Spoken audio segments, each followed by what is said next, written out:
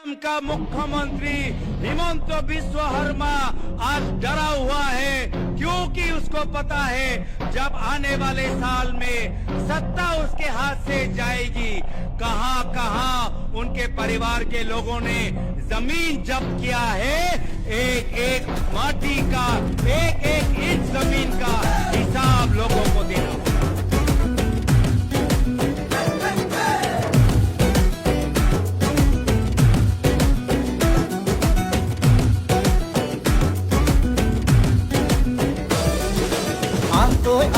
লগে ভাগে ৰাতিটো বচাবৰ সময় হ'ল, সহোদৰ ভাই ভাই ভনী আই হাতে হাতে ধৰিনো আগবাঢ়িব।